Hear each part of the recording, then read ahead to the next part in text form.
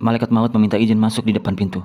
Lalu malaikat Jibril berkata, "Wahai Muhammad, itu malaikat maut. Ia meminta izin masuk menemuimu. Ia tidak pernah meminta izin masuk kepada manusia sebelumnya, dan ia tidak akan meminta izin masuk kepada seorang manusia pun setelah ini." Ketika itu, Fatimah yang membukakan pintu tamu itu. "Aku mohon maaf, tapi aku tidak bisa membiarkanmu masuk karena ayahku sedang demam," kata Fatimah sambil menutup pintu. Fatimah segera mendekati ayahnya, dan Rasulullah SAW bertanya, "Wahai anakku, siapa tamu itu?" Fatimah menjawab dengan lembut, "Aku tidak tahu ayah, tapi sepertinya ini pertama kalinya aku bertemu dengannya." Rasulullah SAW menatap putri tercintanya dengan tatapan yang menggetarkan. Beliau berkata, "Wahai anakku, ketahuilah bahwa orang yang kamu lihat adalah yang mengakhiri kenikmatan sesaat. Dia yang memisahkan pertemuan di dunia. Dia adalah malaikat maut." Mendengar itu, Fatimah tidak bisa menahan tangisnya. Maka malaikat maut pun masuk dan duduk di hadapan Nabi Muhammad SAW lalu berkata, "Sesungguhnya Allah mengutusku untuk menemuimu dan memerintahkanku untuk mematuhimu. Jika engkau memerintahkanku mencabut nyawamu, maka akan aku cabut.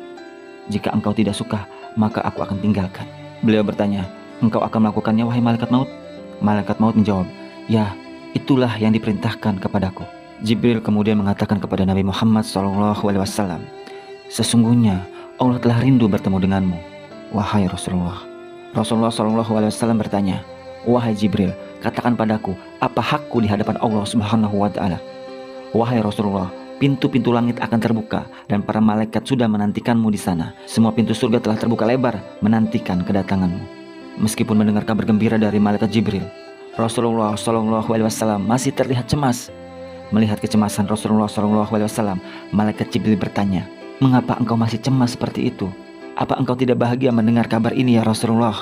Rasulullah SAW kembali bertanya, "Beritahukanlah kepadaku, bagaimana nasib umatku kelak?" Malaikat Jibril menjawab, "Jangan khawatirkan nasib umatmu ya Rasulullah. Aku mendengar Allah Subhanahu wa Ta'ala berfirman kepadaku, aku telah mengharamkan surga bagi selain umat Muhammad. Hanya umatmu yang berhak memasukinya lebih dulu." Rasulullah SAW merasa sedikit tenang. Tak terasa, saat-saat kepergian sang Rasul semakin dekat, malaikat Ijrail terlihat sedang menjalankan tugasnya. Perlahan-lahan ruh Nabi Muhammad SAW diambil. Tubuh Rasulullah SAW basah karena keringat. Urat-uratnya tampak tegang sambil merasakan rasa sakit. Rasulullah SAW berkata, "Wahai Jibril, betapa sakitnya sakaratul maut ini." Bahkan ketika merasakan dahsyatnya rasa sakit sakaratul maut, Rasulullah masih sempat berdoa untuk keselamatan umatnya. "Ya Allah, dahsyat sekali maut ini. Timpakan saja semua siksaan maut ini kepadaku. Jangan timpahkan kepada umatku." Doa Nabi Muhammad SAW. Tubuh Rasulullah SAW semakin dingin. Bibirnya bergetar seolah ingin mengucapkan sesuatu. Ali bin Abi Thalib mendekati beliau dan Rasulullah SAW berbisik, "Jagalah sholat dan peliharalah orang-orang lemah di antara kalian." Tangisan terdengar di sekeliling dan Fatimah menutup wajahnya dengan tangannya. Ali bin Abi Thalib mendekatkan telinganya ke bibir Rasulullah SAW dan beliau berbisik, "Ummati, ummati, ummati." Rasulullah SAW pun wafat pada Senin 12 Rabiul Awal tahun 11 Hijriah. Duka itu menyelimuti umat Islam di Madinah hingga kesedihan mendalam bagi para sahabat seperti Umar bin Khattab dan Abu Bakar As-Siddiq.